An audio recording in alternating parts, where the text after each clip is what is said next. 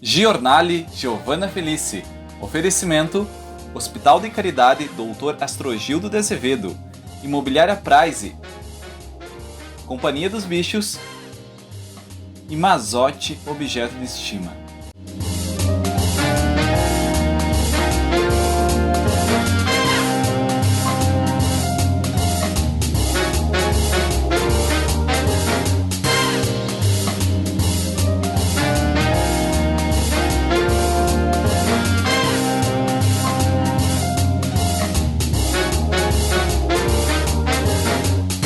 Bloco Empreendedorismo, um convite, Santa Açaiteria.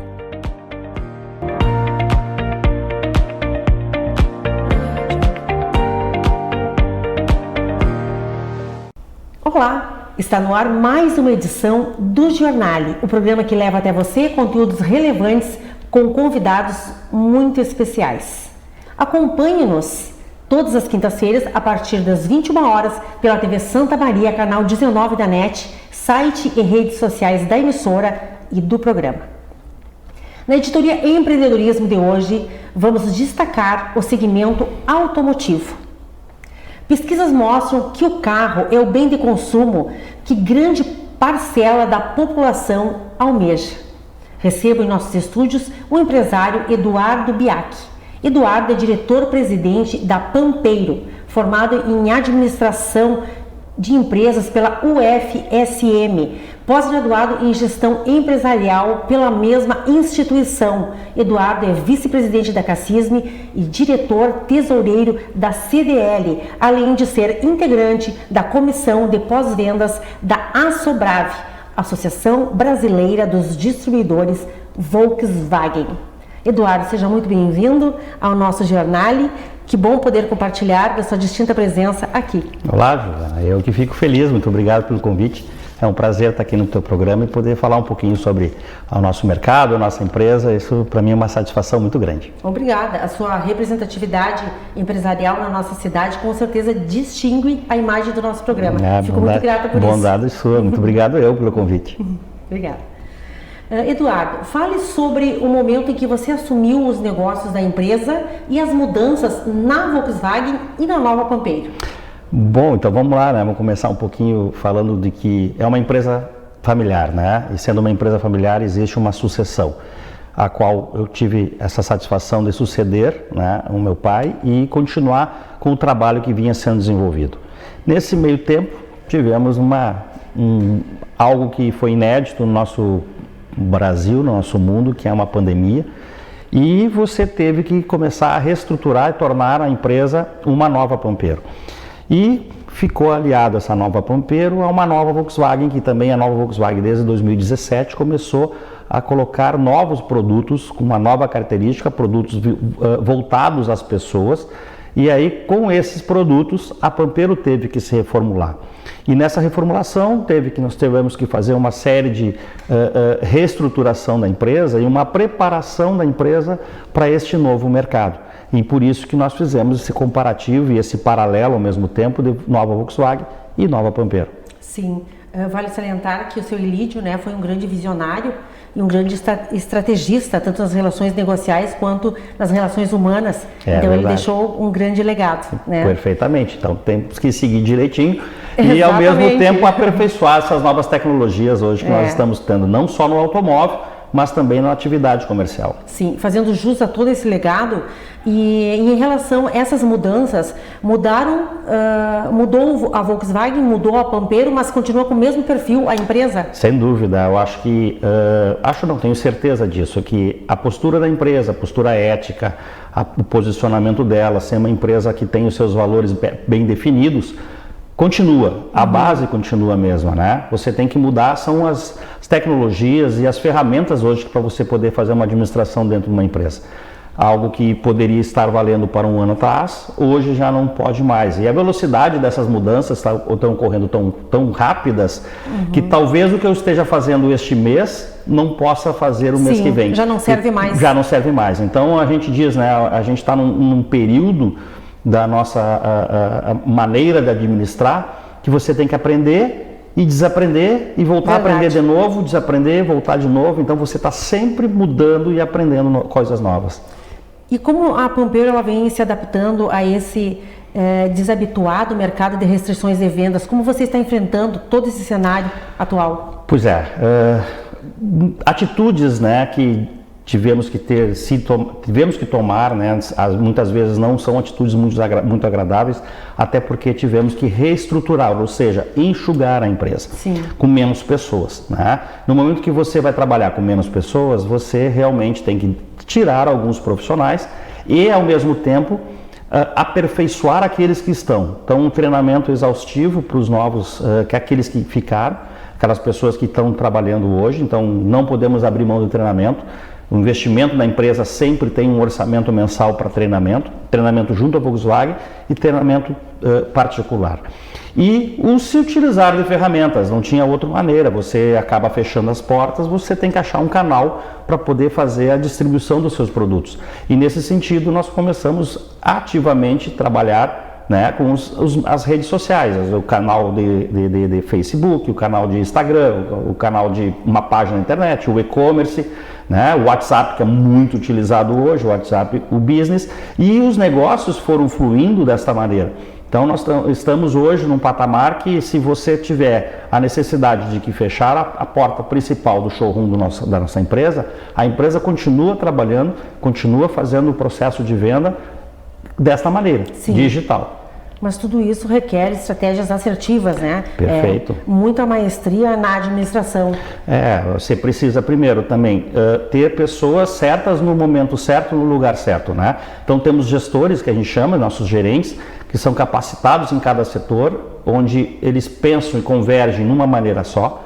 Então você tem que ter um objetivo claro, você tem que ter uma meta clara, você tem que ter uma missão e visão da empresa muito clara e os valores da empresa. Então você tem que ter esse nível gerencial trabalhando em conjunto, porque uma concessionária são várias pequenas empresas dentro de uma Sim. empresa, né? Tem uma empresa de veículo novo, tem uma empresa de veículo seminovo, tem uma empresa de assistência técnica, tem uma empresa de peças. Esse conjunto de pequenas empresas, elas têm que estar funcionando exatamente, Giovana, como uma engrenagem. Essa engrenagem tem que estar muito ajustada. Então os gerentes têm que estar sempre envolvidos um com o outro para que as coisas aconteçam. Os objetivos muito claros, né? E aquela busca pela visão, o que é a empresa, e a missão da empresa, respeitando sempre, tudo muito claro, respeitando os valores da empresa. Sim. Então, cada gerente, no momento que tiver que tomar uma decisão, essa decisão, ela está de acordo com os valores da empresa, essa decisão será tomada com certeza correta. Muito bem. E os veículos Volkswagen, eles possuem uma tecnologia avançada, de ponta, né? E como a Pampeiro faz para acompanhar toda essa evolução tecnológica? Pois é, esse processo evolutivo na tecnologia dos automóveis, né, requer, para o nosso público interno, eu tinha falado antes, muito treinamento.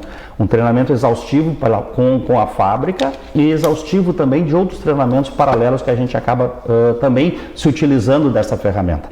A Volkswagen, ela disponibilizou ferramentas para que você pudesse fazer um trabalho desses, tanto que nós temos hoje dentro da concessionária uma tela de televisão grande, touchscreen, que você consegue montar o carro que você quer, da maneira como você quer, na cor que você quer. Então, às vezes eu tenho um automóvel, um Polo, na cor branca dentro do meu showroom, e o cliente, mas e o vermelho como fica? Vamos te mostrar o vermelho. Aí ele faz a configuração do vermelho e consegue visualmente ter esse carro ali virtualmente. E se quiser aprofundar mais ainda, você coloca um óculos virtual e você consegue entrar dentro do automóvel para poder sentir esse carro.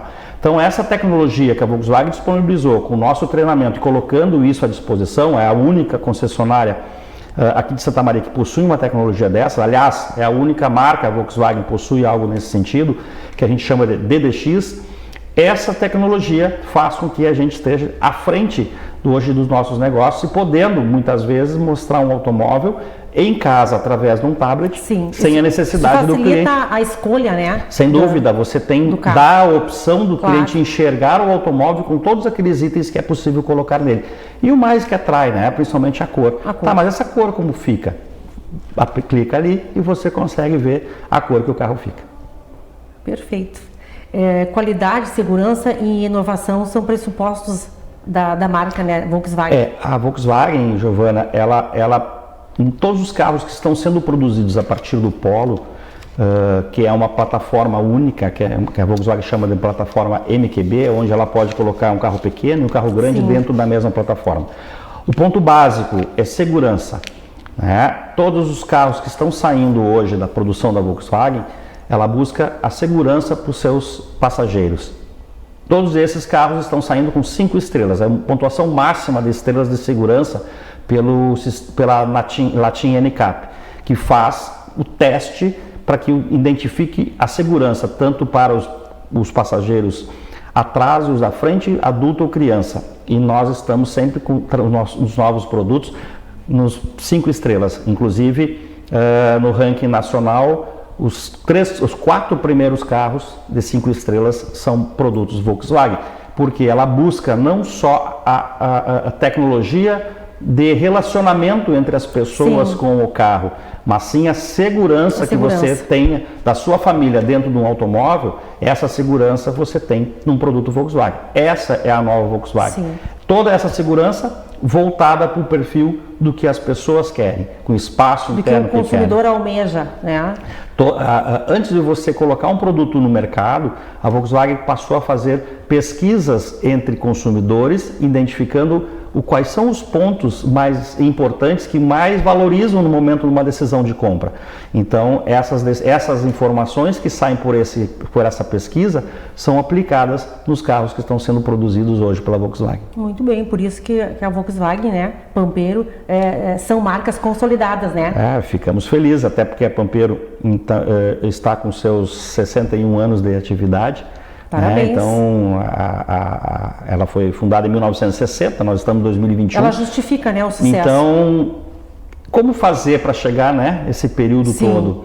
É exatamente enfrentando todas as diversidades e de maneiras, buscando tecnologias inovadoras para cada momento, nesses longos 6 décadas. E uma administração assertiva, né? Perfeito, e uma administração presente, né? A gente está diuturnamente junto com a equipe, trabalhando com a equipe, ouvindo as necessidades, os anseios, acompanhando, né, o dia a dia. Exatamente. Isso faz toda a diferença. E é o que a gente sempre aprendeu a fazer, e uma das coisas que eu aprendi também é trabalhar desta forma, estar presente junto com a nossa equipe. Isso faz toda a diferença. Obrigado. Como você, que possui uma trajetória conceituada de perceptível sucesso no seu segmento, visualiza os próximos meses na questão do desenvolvimento do empreendedorismo? Qual a sua reflexão? O que você diria para o nosso telespectador, né? E até mesmo para quem quer empreender? Perfeito. Eu acho que uma coisa que ficou... De novo, né? Eu tenho certeza, uma coisa que ficou marcada hoje nos nossos negócios, como comércio, como varejo, é o sistema de comercialização dos nossos produtos. O consumidor que não buscava nos meios digitais, por essa necessidade de ficar dentro de casa, passou-se a utilizar desses sistemas digitais de compra e passou a gostar. Então, uma coisa que não vai voltar atrás é esse sistema de comercialização de produtos através do sistema eletrônico. Então eu estou pensando em fazer um negócio, pode ser um pequeno negócio, um micro negócio, tem que usar esses canais, não podemos fugir desses canais. O que eu posso vislumbrar um pouco a respeito do futuro próximo, né, do nosso negócio nos próximos meses, algo interessante, não conseguimos mais fazer estratégias de muito longo prazo. Isso já não tem condições de fazer. As nossas estratégias são de curto ou até mais médio prazo. Entendemos que com o aumento das vacinas que estão ocorrendo, com a diminuição dessas infecções, e algo que estava acontecendo no nosso mercado, está diminuindo, ainda acontece, Sim.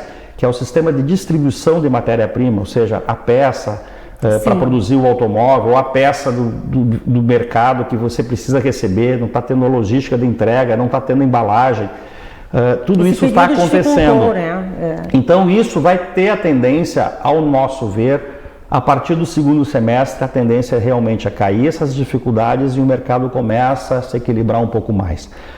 Os consumidores estão procurando comprar sim, E o que está acontecendo nesse momento é um pouco de falta de produto, por esses fatores todos que nós estamos entendendo que está acontecendo. Então, a minha opinião é que eu quero fazer um novo empreendimento. Eu acredito que nesse momento de dificuldade é o momento de você sair na frente, de fazer algo, de começar algo. Certamente. E que o segundo semestre será realmente, eu acredito, um segundo semestre vai ser de uma recuperação, com um aumento de números de vacinas, mais as pessoas estando mais, vamos dizer, imunes ao processo do que nós estamos enfrentando. Então, o segundo semestre será melhor e temos uma expectativa de terminar o ano melhor que o ano passado. Então, exatamente, é isso que nós estudamos e estamos pensando. Que eis todos os reflexos da pandemia, né, que você acabou de traçar. Teve falta, inclusive tivemos falta de papelão. Por muito tempo, peças não puderam chegar na concessionária para atender clientes porque não tinha como chegar a peça. Existia a peça na fábrica e a fábrica não tinha. No primeiro momento não tinha embalagem para enviar, no segundo momento não tinha caminhão para embalar e dependendo os voos também, para tinha que trazer peças através do avião, não tinha avião para poder transportar. E esse reflexo, ele atingiu vários setores, né? Todos os setores. Foi uma cadeia muito grande, né? Uma cadeia que envolveu em todos os sentidos. E muito da matéria-prima para hoje produzir um automóvel, ela vem da China. Sim. Né? Principalmente componentes eletrônicos. Há pouco algumas indústrias, inclusive a nossa, teve que ter uma parada, por componentes eletrônicos que estavam sendo colocados para os celulares que também se utilizam no automóvel. Deixaram o automóvel de lado para poder continuar produzindo mais celulares. Então veja que essa relação que existe entre todas as indústrias de produtos de matéria-prima e fornecedor à China que causou esse problema todo. Foi inevitável. Inevitável. Todos estamos passando por essas dificuldades. Tenho certeza que as suas palavras estão sendo muito bem consideradas pelos nossos telespectadores, pela sua experiência, né? Pelo que você representa para a nossa sociedade. Muito obrigado. Eduardo, hoje o assunto versou então sobre a sua atuação frente ao momento da Pampeiro Volkswagen e o posicionamento do segmento automotivo. Eu quero dizer que foi uma honra recebê-lo aqui no Jornal e poder apresentar para quem está nos assistindo esse seu modelo, seu exemplo de empreendedorismo que trabalha com primazia os consumidores de Santa Maria, mas não só Santa Maria, porque a Pampeiro Volkswagen atende a toda a região central do estado. Sem dúvida. Então eu desejo muito sucesso nos negócios, que sejam promissores. Né? Obrigado, Giovana. Desejando que o pior já passou. Eu agradeço o carinho, agradeço a gentileza, eu desejo assim sucesso ao seu programa. Obrigada. Agradeço de coração o convite e se algum pouco do que eu pude falar servir para alguém, fico muito feliz, porque aí já valeu o que a gente está aqui trabalhando e valeu para o nosso eu, né? Para a nossa vida, para o nosso futuro e para o nosso legado que a gente quer deixar. Obrigado, Giovana. Obrigado, o orgulho e a honra é minha de estar aqui e sucesso para você também. Obrigada. E muito obrigado por vocês estarem nos acompanhando. Obrigada. O Jornal continua à sua disposição. Muito obrigado. Obrigado a vocês e obrigado mais uma vez.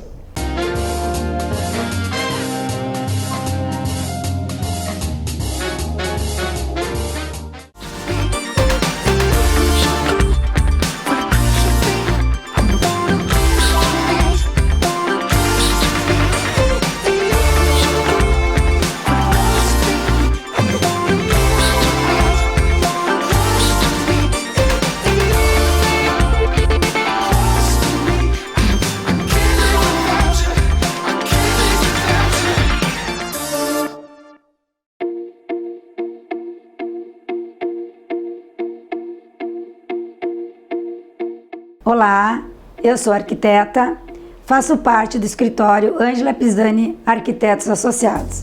Sou a sócia proprietária. Nosso escritório é composto atualmente por 10 arquitetos, 4 estagiários e 2 engenheiros. Trabalhamos em várias áreas: residencial, hospitalar, institucional, comercial e esportiva. Atualmente, nosso escritório está focado na área hospitalar, em função da pandemia. Sou especialista nessa área, onde procuramos tornar os ambientes mais humanizados, mais aconchegantes, para que o paciente se sinta como se estivesse em sua casa. Gostaríamos muito de recebê-los em nosso escritório. Venham nos conhecer, estaremos aguardando vocês.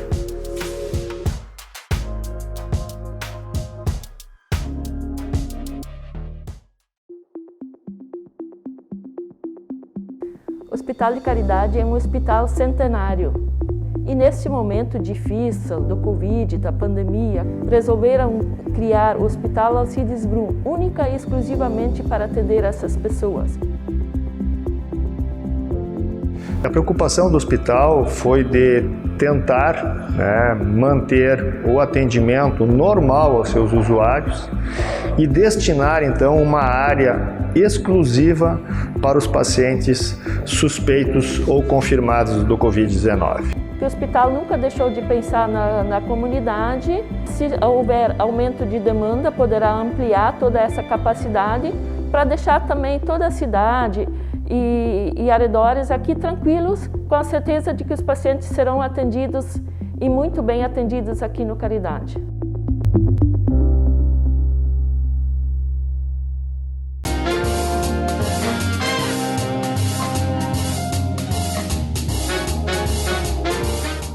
Bloco Direito, um convite, Sul Contábil, assessoria empresarial.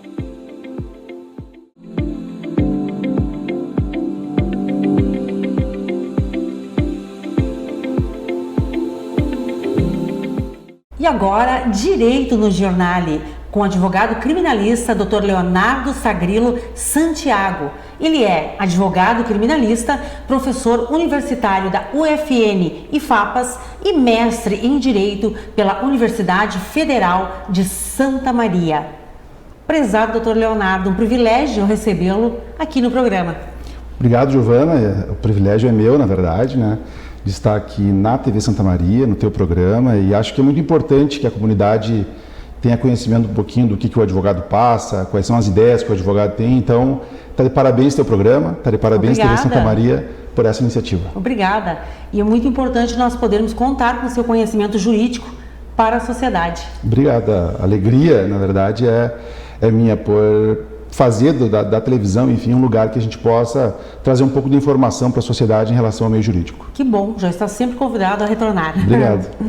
Doutor, com 10 anos de atuação na área jurídica, como você visualiza a evolução da advocacia na cidade e também no próprio cenário nacional diante de uma profissão que se mantém em evidência no cenário social?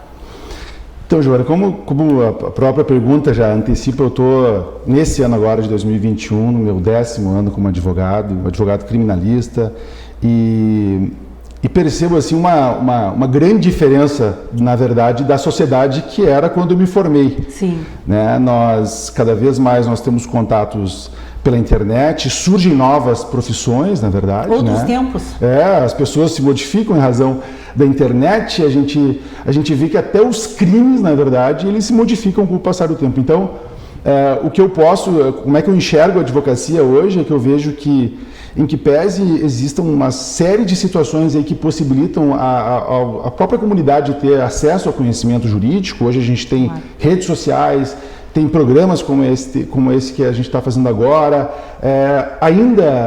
O advogado ainda é visto como aquela primeira pessoa em que o cidadão, quando está passando por uma série de dificuldades jurídicas, ele procura.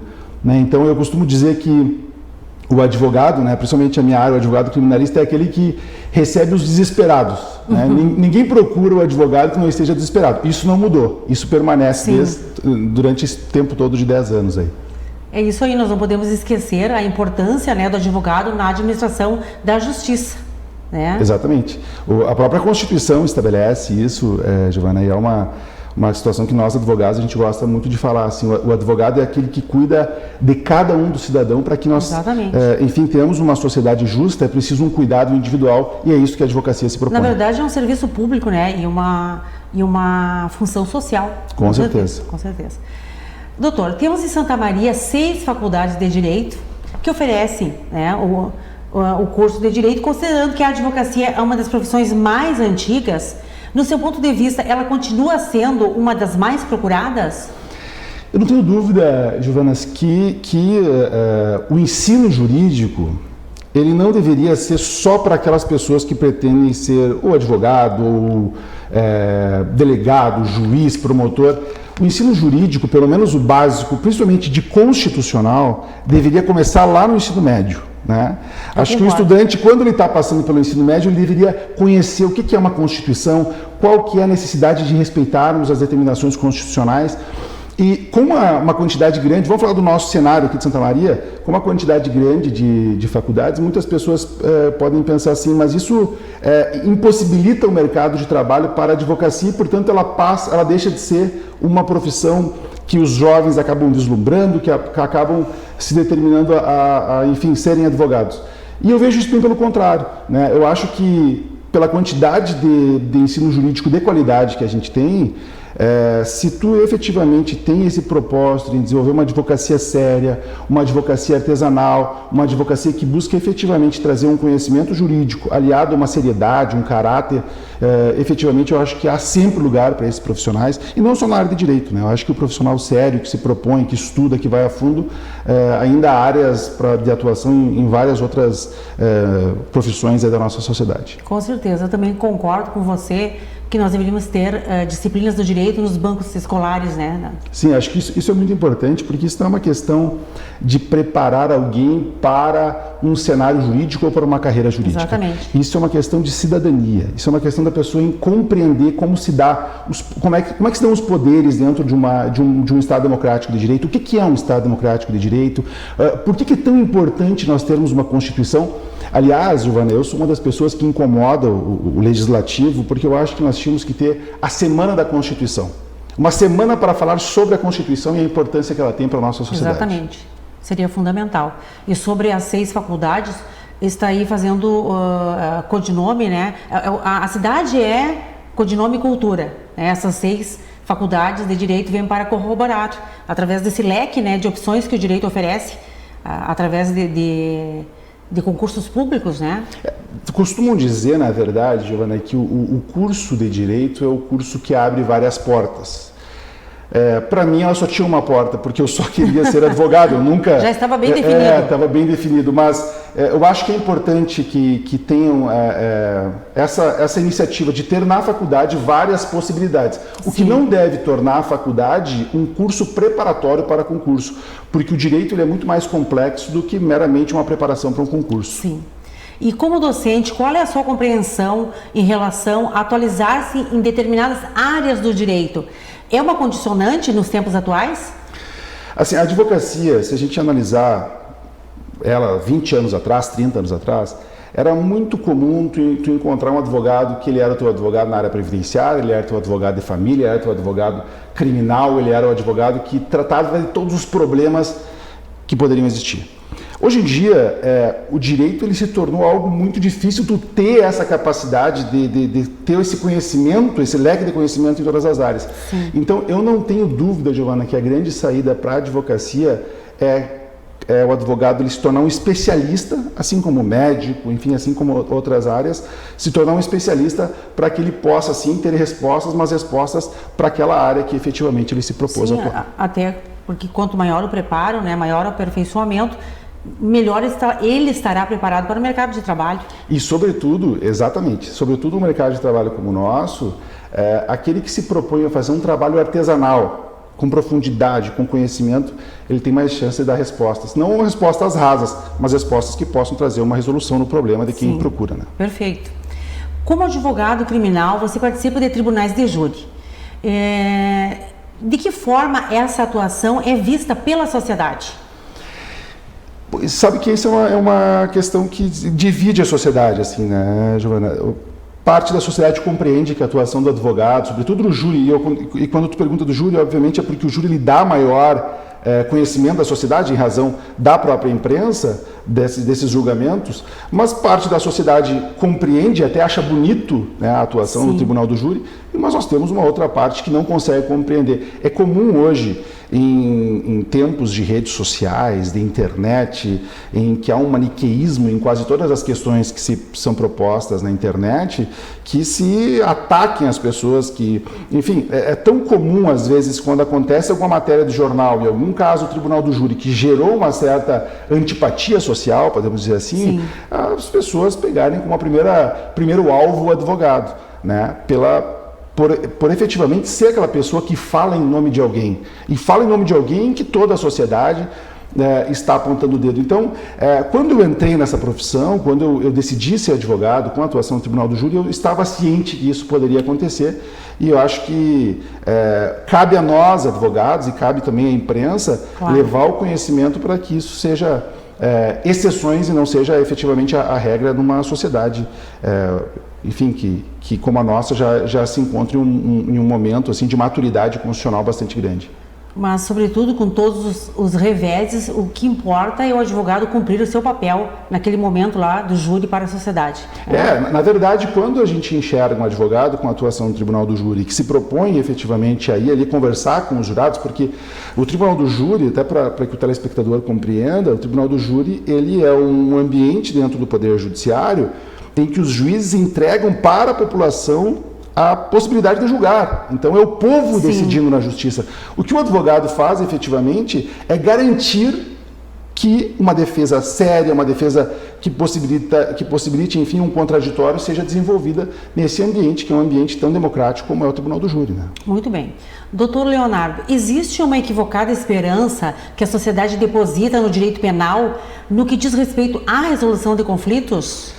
Quanto a isso, não tenho nenhuma dúvida. Assim, a gente vive um momento assim que chamam de populismo penal, na verdade, né? Muitas esferas, assim, ou muitas pessoas compreendem que o direito penal é o único remédio que nós temos. Só que o nosso paciente, que é a sociedade, está morrendo em razão da quantidade de crimes. E a gente só enxerga como resposta um direito penal, algo que retira as pessoas da sociedade, entrega uma pena e olha, daqui tantos anos tu volta e a gente espera que tu esteja melhor.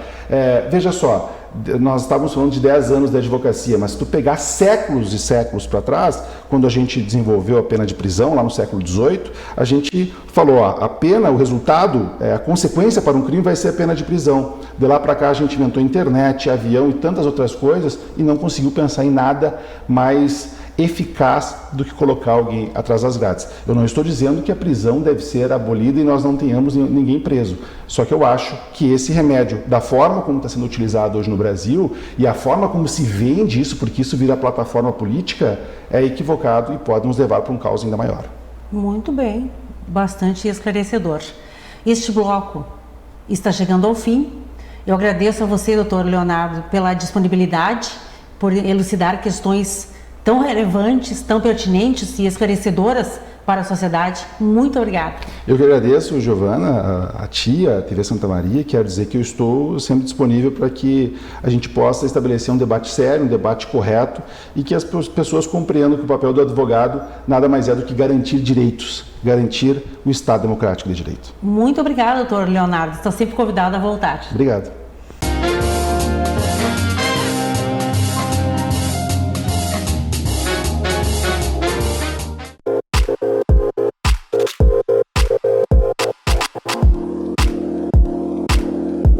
Olá pessoal, hoje eu venho aqui falar para vocês do Infinity Residence, apartamentos de altíssimo padrão, com unidades de 262 metros privativos, verdadeiras mansões suspensas. Infraestrutura de lazer completíssima, com sauna, piscina aquecida e o melhor de tudo, empreendimento na modalidade a preço de custo. Se você gostou e quer saber mais, entre em contato conosco da Soma Imobiliária e tire todas as suas dúvidas.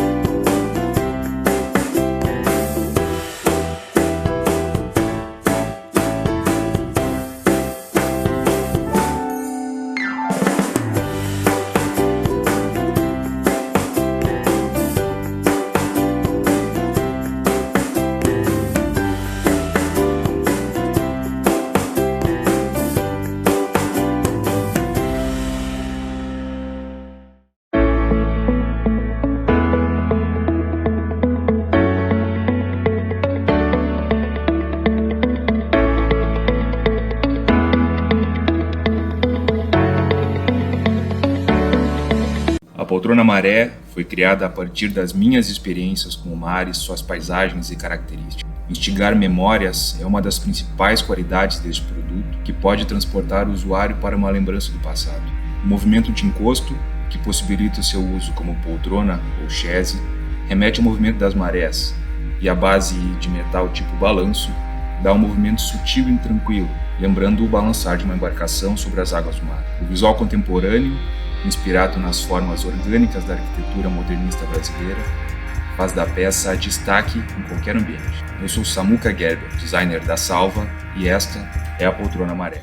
Você está assistindo o Jornal Giovanna Felice. Apoio Societá Magazine, Acessórios e Looks M. Pilau, Patronato Shopping, Inbuilt, Clínica e Beleza Profissional.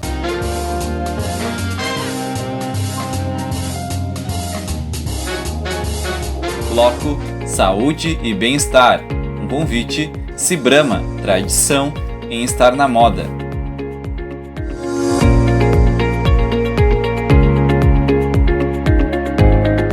O Bloco Saúde e Bem-Estar de hoje recebe a médica infectologista doutora Jane Costa, nome forte frente ao combate ao coronavírus, uma pandemia que persiste de uma forma intensa na região central do estado. Doutora Jane Costa é médica pela Universidade Federal de Santa Maria, com residência em clínica médica no Hospital Universitário de Santa Maria.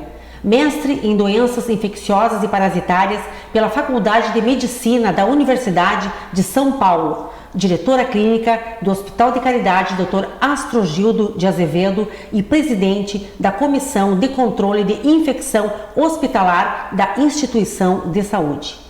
Doutora Jane, um privilégio tê-la nessa edição do Jornal e contar com a sua respeitável experiência em infecções de extrema complexidade. Obrigada pelo convite, Giovanna, e parabéns pelo programa. Obrigada, doutora. Doutora, como é do conhecimento de todos, há mais de um tipo de coronavírus. Poderia elucidar-nos o que são os coronavírus? Os coronavírus são vírus que são chamados de zoonóticos. Eles são vírus formados cuja partícula genética é RNA, e eles já eram conhecidos desde 1960 com várias espécies, assim, das quais 7 são patogênicas para o ser humano, 4 dando quadros virais com quadros simples respiratórios e 3 que são mais importantes. Dos 3 que são mais importantes, nós tivemos o SARS, que apareceu em 2002, que teve uma grande incidência e uma grande mortalidade, em torno de 10%, levou a óbito com quadros respiratórios importantes. Depois, em 2012, então, o SARS 2003, 2004 e se conseguiu controlar. Em 2012 apareceu uma outra cepa ainda mais letal, que foi chamada de MERS, porque ela aconteceu no Oriente Médio e era veiculado a partir de camelos e dromedários. Né? As primeiras, o SARS, estavam relacionados a gatos, a felinos, e o MERS a partir de camelos dromedários para a espécie humana. Este chegou a uma mortalidade de 35% e ainda circula em alguns lugares.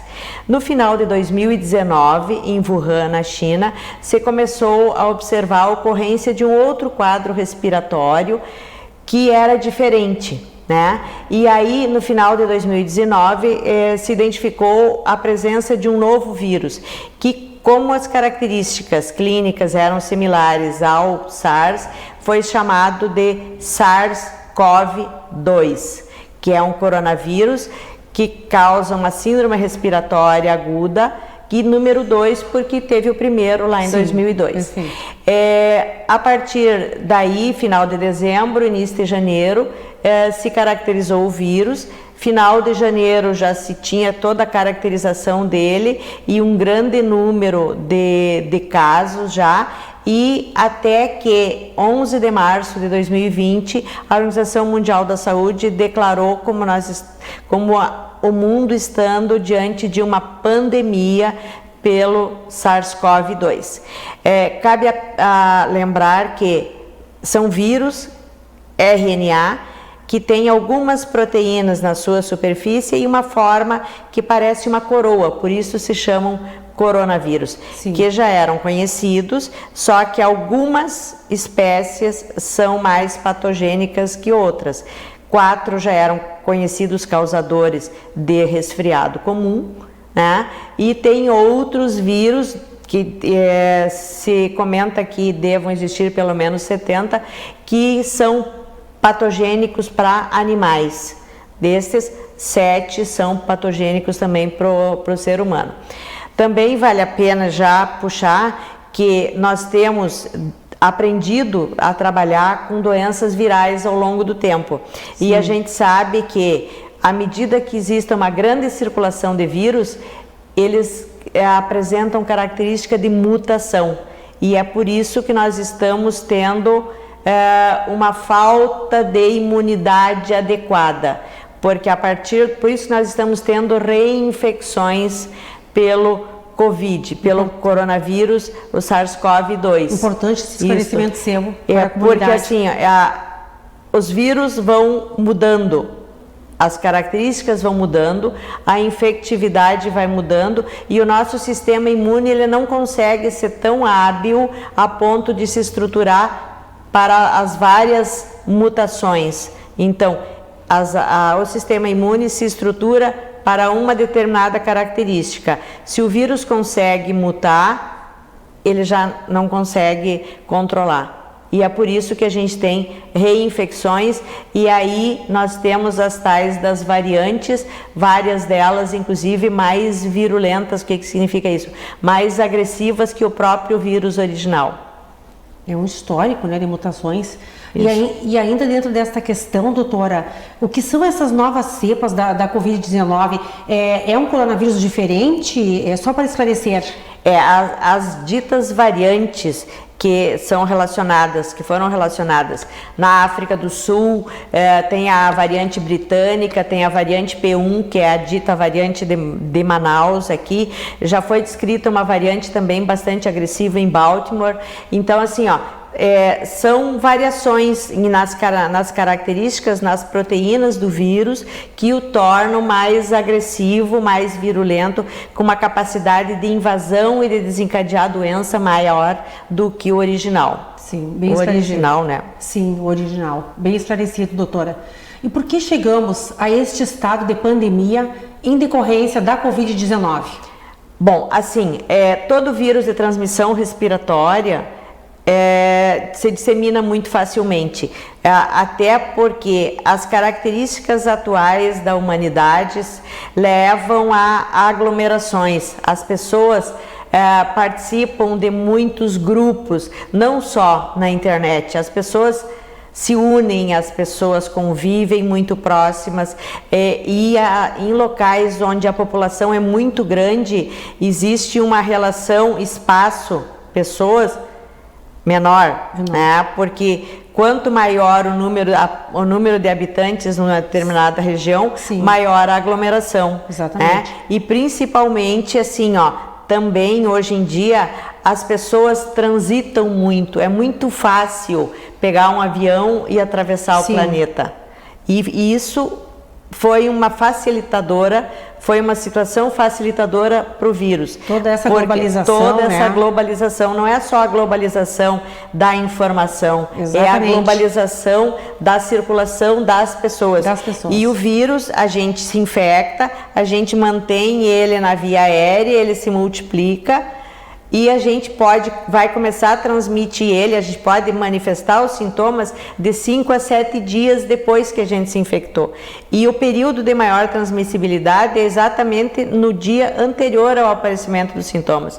Como a grande maioria das doenças respiratórias, por exemplo, a varicela é assim, quando a gente faz o diagnóstico da varicela ou catapora, a pessoa já transmitiu para todos que tinha que transmitir. Sim, né? Que é aquela fase pré-sintomática, assim, aquela fase meio catarral, que a pessoa fica ali, será que vou ter? Tô com sintomazinhos assim, tô com um pouco de dor no corpo, dor de cabeça, sentindo meio estranho, será que eu vou ter uma gripe?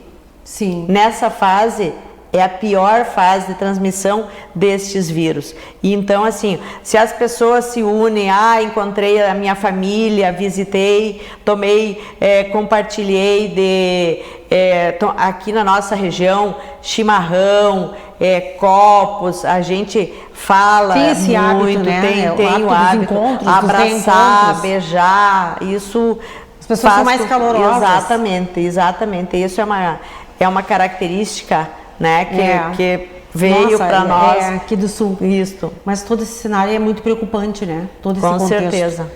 Doutora Jane, como a pandemia persiste há mais de um ano, vale reforçar aos nossos telespectadores de como se transmite e de como podemos prevenir-nos da Covid-19.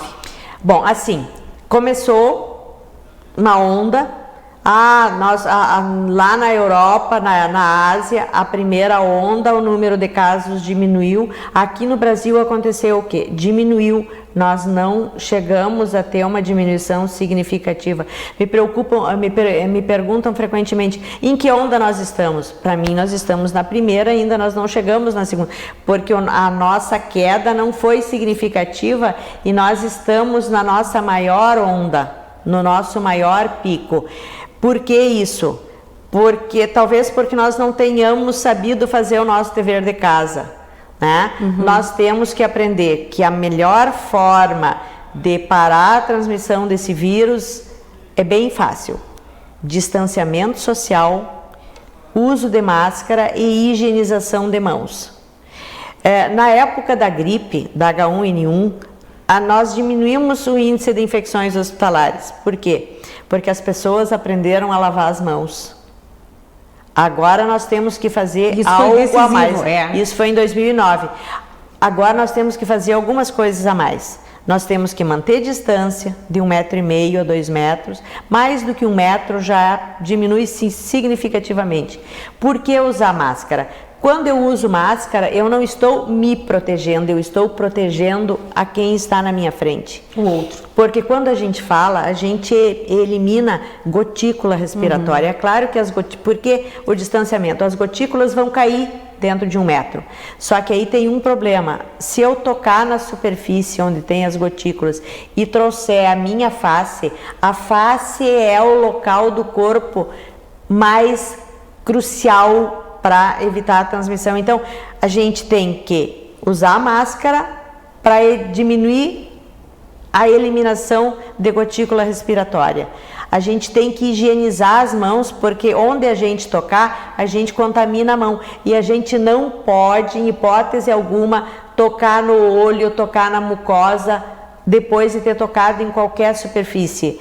É através disso, além das pessoas, da proximidade, o fato das pessoas se contaminarem através do toque nas superfícies. Me perguntam frequentemente também, e a roupa? A roupa da gente vai ter aquilo com o que a gente entrou em contato.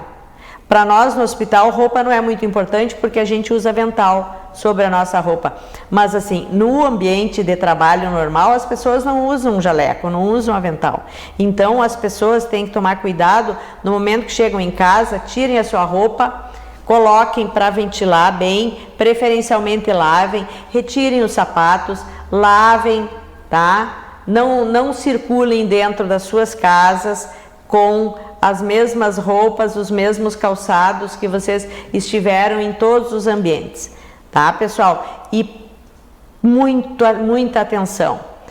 Máscara, distanciamento social e higienização de mãos, muito álcool gel e muita água e sabão. Não tem álcool gel, não tem álcool. Álcool pode ser de qualquer forma, pode ser gel, pode ser líquido, ele é igualmente eficaz, o álcool 70.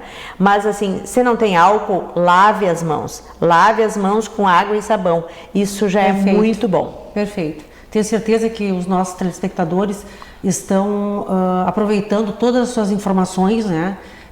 De todos esses cuidados e precauções que são oriundos da ciência, não é, doutora? Com certeza. Doutora, há uma expectativa para a resolução da pandemia? Para nós sairmos de uma pandemia... Qual o caminho, doutora? Nós precisamos duas coisas. Primeiro, vacinação em massa. Nós precisamos adquirir um nível de imunização, um nível de imunidade da nossa população bastante significativa. Nós estamos andando, eu gostaria que estivesse andando um pouco mais rápido, mas isso está sendo o melhor que estamos conseguindo. Tem locais no planeta que estão andando bem mais rápido, mas assim, são situações econômicas diferentes, situações culturais diferentes que nós não vamos discutir. Uma outra maneira é a grande população se tornar imune naturalmente tendo a doença. Existe um problema. Nós sabemos que 80% das pessoas que se infectam com o coronavírus não vão ter manifestação clínica. 20% vão ter manifestação clínica e vão precisar de suporte, de atendimento médico.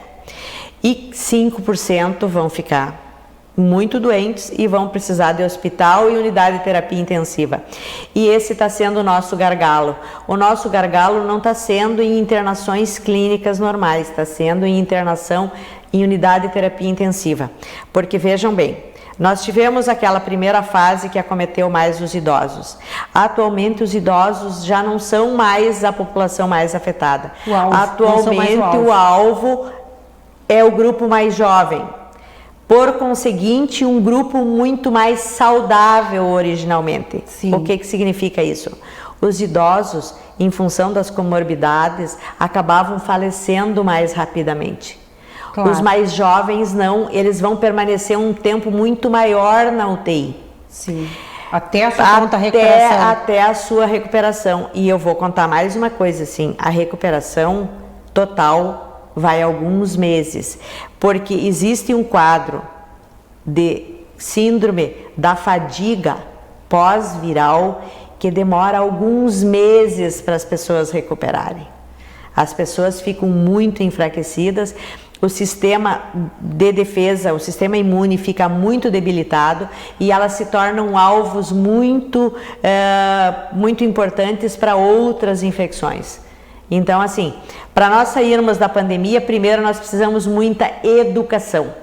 Nós temos que chamar a atenção da população assim, ó, distanciamento social, uso de máscara e higienização das mãos. Nós vamos trabalhar, nós vamos realizar todas as nossas atividades cumprindo todos esses preceitos, tá? E vamos lentamente readquirir, fazendo a roda girar de novo, tá? E a roda vai girar de uma forma adequada se nós seguirmos esses cuidados. Enquanto isso... Não existe outro caminho. Não existe outro caminho. Enquanto isso, vai se fazendo o programa de imunizações para toda a população. Claro. Tá?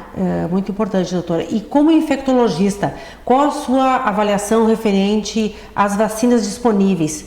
Porque nunca foi produzida uma vacina com tanta rapidez, né? Você acha que é uma diferença na eficácia e que deveriam haver outras tecnologias tão rápidas quanto essa para o coronavírus e até mesmo para outras patologias?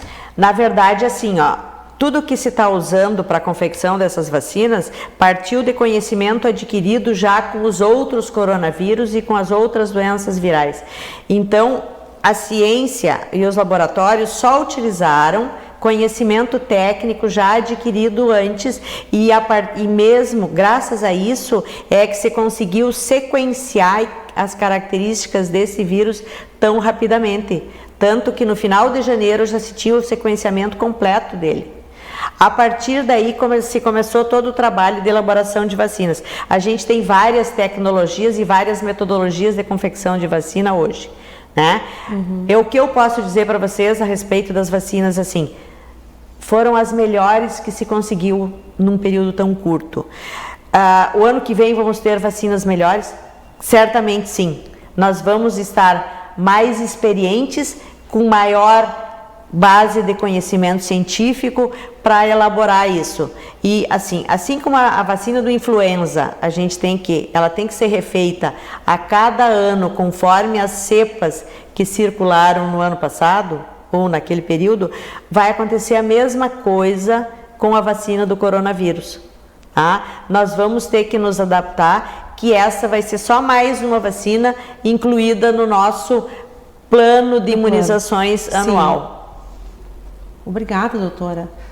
Informações preciosas para os telespectadores do Jornal, né, que estão nos assistindo. Tenho certeza que estão aproveitando todas essas informações tão importantes, tão pertinentes.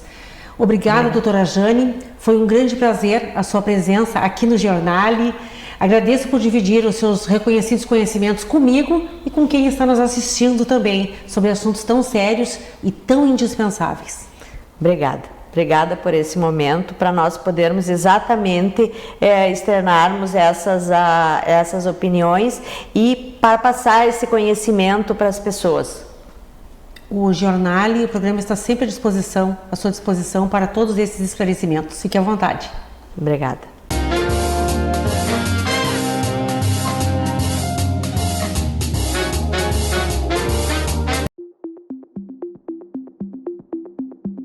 O Hospital de Caridade é um hospital centenário e neste momento difícil do Covid, da pandemia, resolveram criar o Hospital Alcides Brum, única e exclusivamente para atender essas pessoas.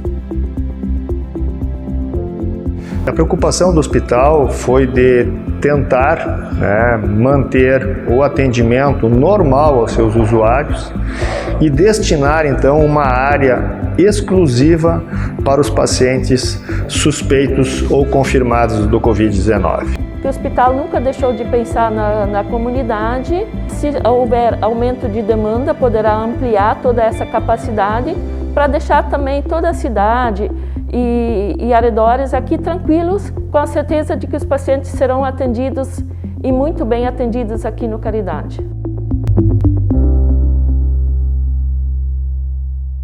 Medo de falhar? Rafael Ferreira, especialista em comunicação autêntica, treinamentos corporativos, mentorias individuais. Acesse orafaelferreira.com.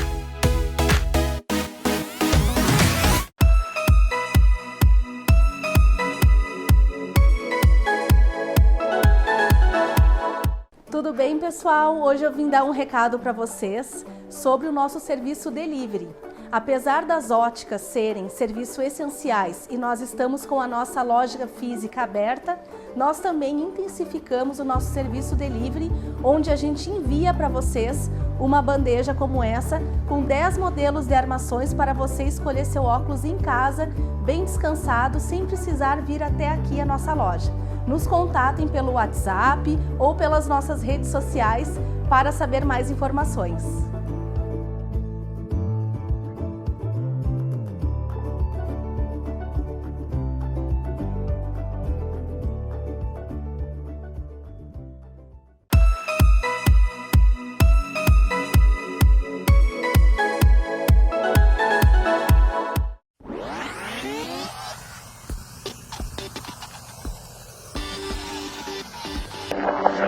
É um sonho de apartamento, é o meu sonho de apartamento. E, gente, vem comigo e olhem essa vista. Eu acredito que a maioria das pessoas tenham este sonho.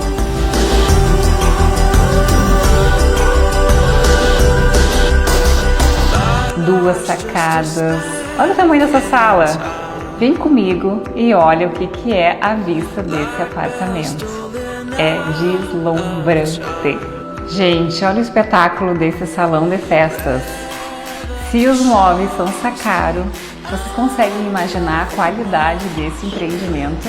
É muito lindo.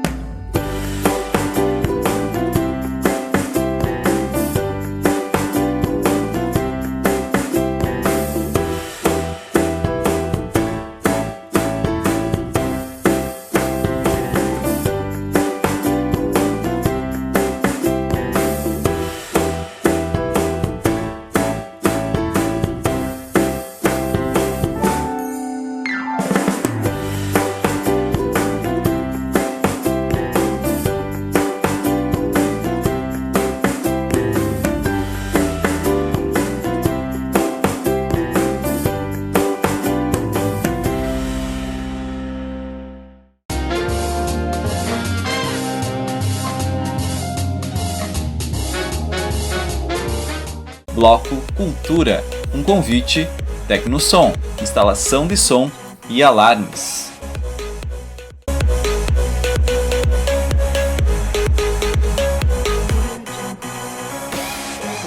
O Bloco Cultura de hoje está sendo prestigiado com a presença do cantor Ricardo Barros. Líder da Ricardo Barros e Banda, é referência musical no estado do Rio Grande do Sul e destaque nos glamourosos cerimoniais de casamentos e formaturas. Grande prazer contar com a sua presença aqui no Giornale, Ricardo.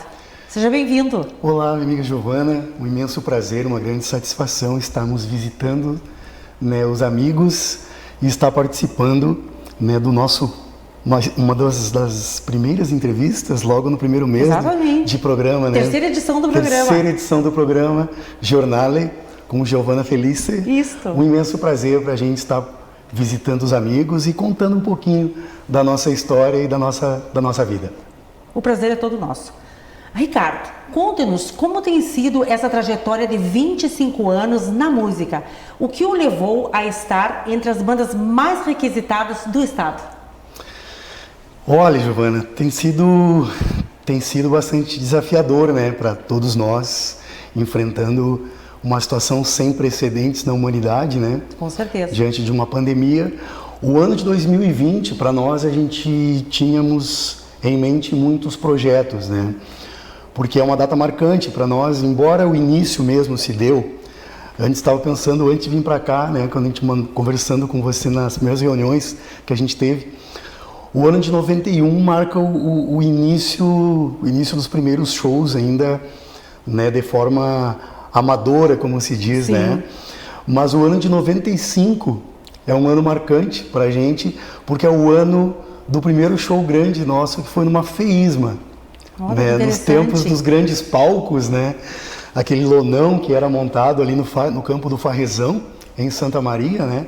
Então o primeiro grande show, 1995. Quer dizer que em 91, né, sempre precisa ter um começo, né? E o começo foi no início em 91. Em 91. Mas o 95 para nós, por isso 25 anos, né? Sim. Então o ano de 2020, 25 anos de história.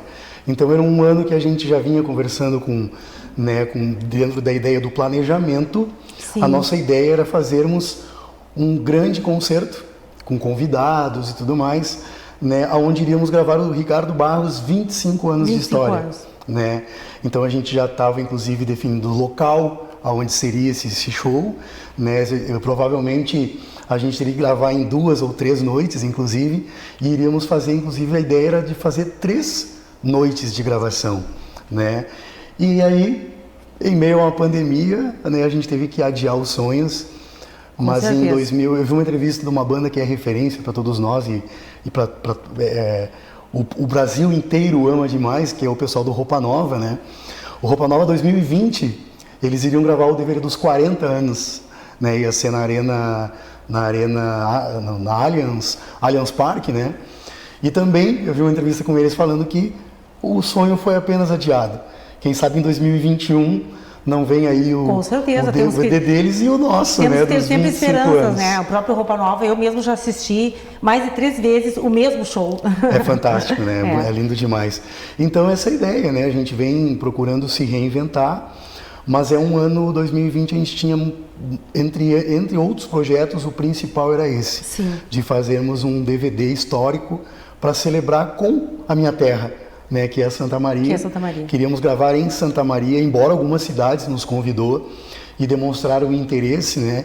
Inclusive alguns produtores por onde a gente passou, que é a cidade do Rio de Janeiro, alguns produtores de lá, não, vamos gravar no Rio. Mas aí a minha ideia, desde o ano passado, quando a gente começou a arquitetar essa questão, eu comentei, não, vamos gravar, tem que ser na minha terra onde eu nasci, né? Vamos gravar em Santa Maria. Aqui, em Santa Maria. E se Deus Muito quiser bem. que tudo isso passe logo, né? E que a gente consiga no 2021, de repente, ainda gravar e realizar esse sonho. E foram várias etapas da banda, né, para chegar até aqui, no sucesso que ela oferece, né, à população. Então, com certeza, você vai realizar mais esse sonho em momento oportuno. Se Deus quiser. Se Deus quiser. E sobre o estilo da banda, você toca todos os estilos de música?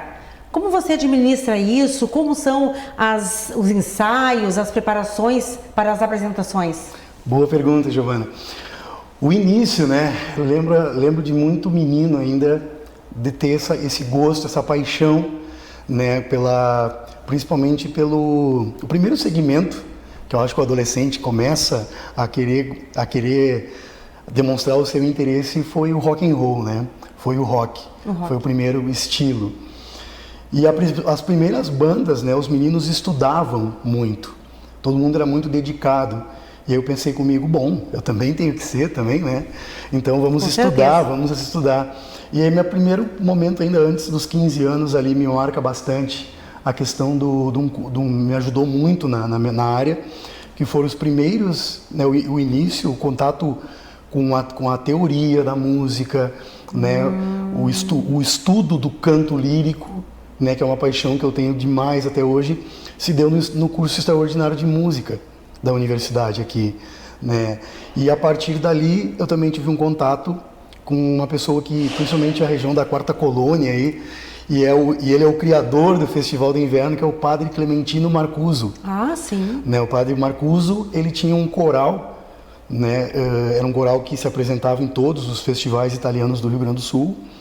E eu ainda com 15, 16 anos, né, todo mundo tinha na faixa dos seus, tinha pessoas de 30 e 40, 50. Eu era o mais novinho, assim, né, do coral. Né? E o Padre Marcuso a minha mãe é uma personalidade histórica, né? Histórica.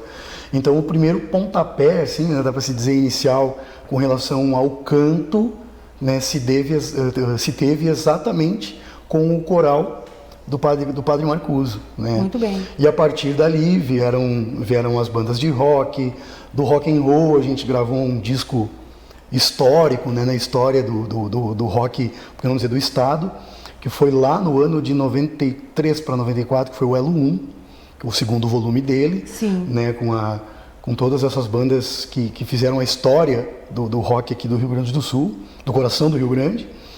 E a partir dali veio uma grande mudança na vida, assim, que foi o baile, né, que foi as bandas de baile. Então passei por as principais aqui do estado, depois estive no Paraná, liderando a maior delas, né, que é a Olho d'Água, que é uma mega estrutura com bailarinos, né, cenografia. E do Paraná veio o convite por uma produtora que trabalhou muitos anos, né, com a Maria Bethânia e com o Emílio Santiago, que é um braço direito, a gente chama de braço, né, são selos que as grandes gravadoras trabalham. Então o meu selo que eu fui convidado foi o selo Universo 21, né, que era da Som Livre, ligado à Som Livre. E a gente foi para o Rio de Janeiro, né? Ela trabalhou antes de mim ali, trabalhou muito tempo com o Emílio Santiago, com o Elimar Santos, com a Maria, a Bethânia estava trocando de gravadora na época também. E eu acabei recebendo esse convite, né, de ir para o Rio. E aí do Rio a gente ficou por quase 2 anos por lá. Depois, na volta para cá, a gente focou em retomar esse trabalho, né, que é uma banda de eventos, né, que é o que a gente vem fazendo hoje, que é uma banda que acaba contemplando todos os estilos musicais, né? Dependendo do perfil. Sim, do rock evento. Partiu para todos os estilos em função dessa demanda, né? Eu acredito que o baile, né? A gente chama, hoje em dia mudou-se o termo, né? O pessoal adotou, costuma se chamar banda show, né? Banda de entretenimento. Sim. Né? Então, o que é o principal deles, os 2 maiores deles é o casamento, são os casamentos e os bailes de formatura. Com certeza, com certeza que tudo isso demanda muita disciplina, muita união, muita paciência, né, de todo o grupo. É uma estrutura bastante grande, né, que a gente, hoje em dia nós somos um sexteto em cima do palco, né, são 6 músicos. Ricardo Barros e banda. Então, quando a gente olha para o palco, a gente não imagina, às vezes, a trabalheira que existe por todo... Para chegar até aquele ponto, por trás daquele espetáculo ali, às vezes tem... O que ocorre? As ocorrências. Tem casamentos, tem bailes, né? Tem grandes feiras que a gente participa, que às vezes, quando tu olha o espetáculo, às vezes a gente chega a ser uma equipe de 13, 14 pessoas, né? Para colocar esse espetáculo em cima do palco. Com certeza. Ricardo, na ausência de eventos presenciais, em decorrência da pandemia, que é um assunto que nós não podemos deixar de citar. Exato. Como tem sido a exposição da banda? Assim como todas as atrações, né, o segmento do show business, logo que começou, no mês de março do ano passado, até inclusive eu faço uma observação que essa semana agora é uma data, digamos que dá para se dizer que muita gente vai relembrar ela com uma certa tristeza, né, porque vamos estar completando 1 ano do último show. Né? A gente tem utilizado algumas lives, né? Sim. Que é o que todos os artistas estão procurando fazer e é o que a gente tem, da forma que a gente tem procurado. Perfeito, parabéns. Ricardo, o segmento musical, ele estando à margem de qualquer forma de incentivo e você construindo oportunidades de filantropia.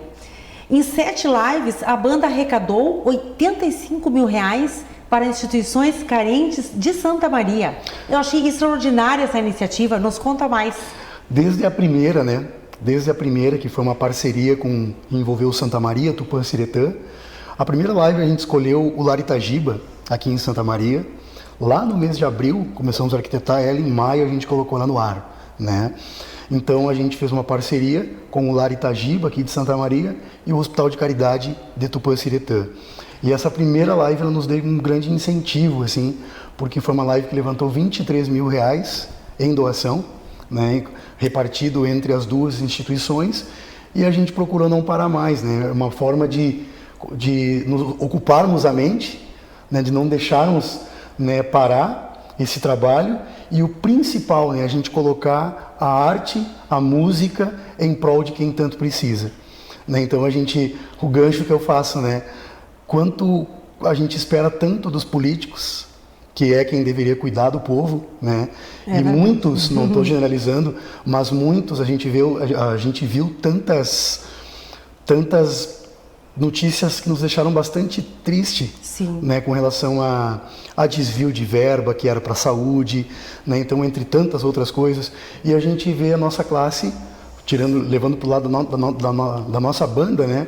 Sim. Que estamos desamparados, né, há 1 ano sem poder exercer o nosso trabalho. A categoria, né? A categoria como toda, né? A roda do segmento como um todo, né? Parada.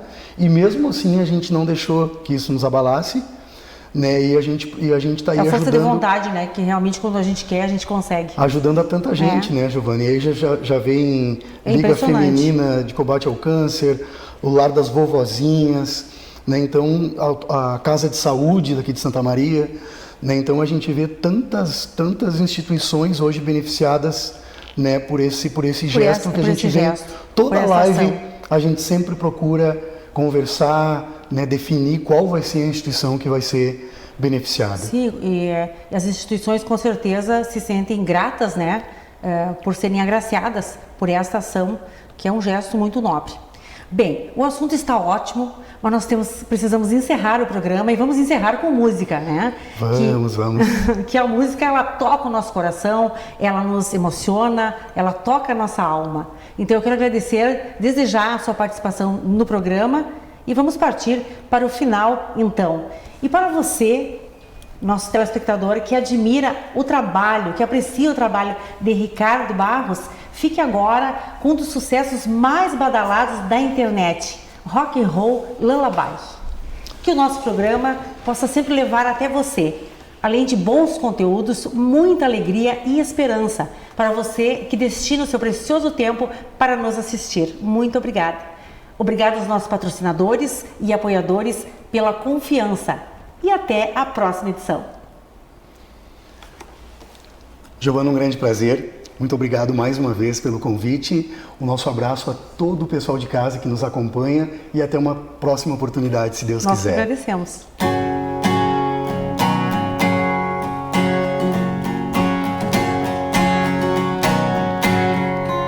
She was just 16 and all that alone when I came to be, so we grew up together. My mama telling me the things about her, she was scared, but I never I'll cry, 'cause I just knew that love came through with a rock and roll lullaby. And she said, sha-na-na-na, sha-na-na-na, you'll be alright. Sha-na-na-na, sha-na-na-na, just hold your tight. I can hear you coming, my, my, my, my, my. Sing sweet and clear, mama can hear rock and roll lullaby.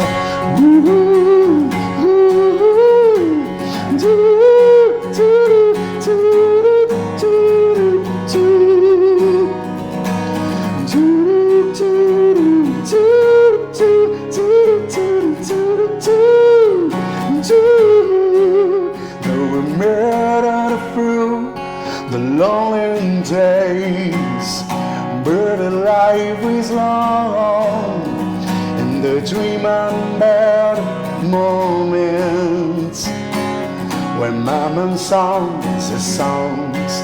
Now I can't recall the words at all, since you never dared to try. 'Cause I just knew that love came true with a rock and roll lullaby. And she say, sha-na-na-na, sha-na-na-na, you'll be alright. Sha-na-na-na, sha-na-na-na, just hold your tight. I can hear you coming, my, my, my, my, my. Nothing move my soul, just a love and roll, rock and roll lullaby.